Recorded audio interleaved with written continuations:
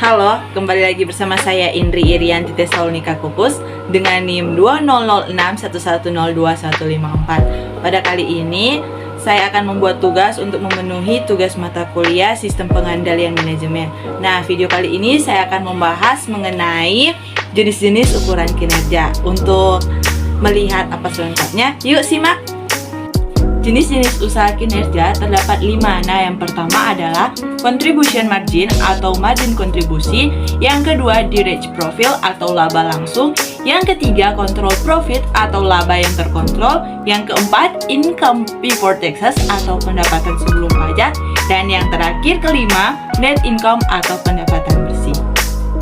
Pertama, contribution marginal atau margin kontribusi, yaitu adalah perhitungan dari sales penjualan dikurangi dengan variable cost.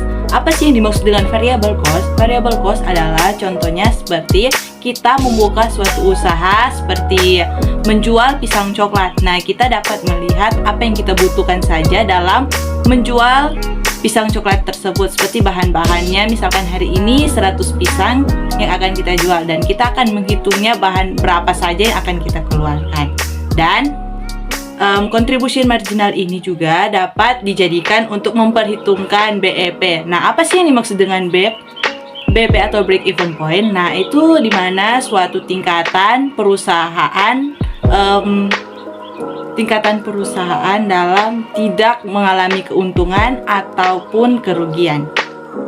Yang kedua, ada direct profit atau laba langsung. Nah, pendapatan laba langsung ini didapatkan dari hasil dari contribution margin atau margin kontribusi yang sebelumnya dikurangi dengan fixed cost. Nah, yang sebelumnya tadi variable cost menjadi fixed cost.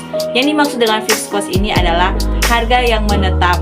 Nah, seperti contohnya kita membuat usaha tadi, yaitu membuat pisang coklat. Nah, pasti kita akan menyewa tempat untuk melakukan usaha tersebut dan membayarkannya setiap bulan ataupun tahun, dan juga membayar gaji ataupun membayar lainnya.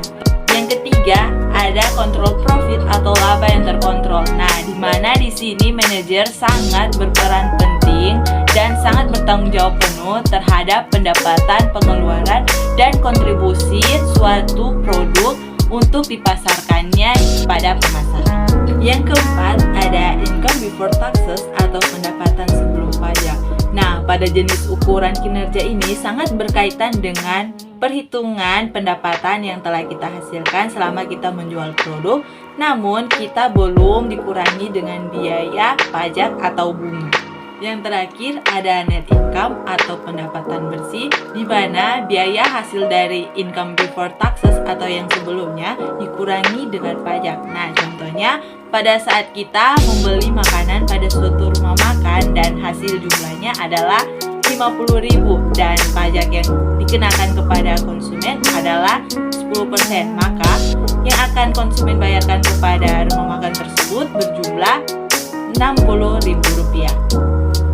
Itulah video kali ini mengenai jenis-jenis ukuran kinerjanya. Terima kasih atas perhatiannya dan mohon maaf apabila masih ada kekurangan dalam perkataan dan materi saya. Dan jika ingin melihat lebih lengkap, silakan untuk melihat di internet. Terima kasih.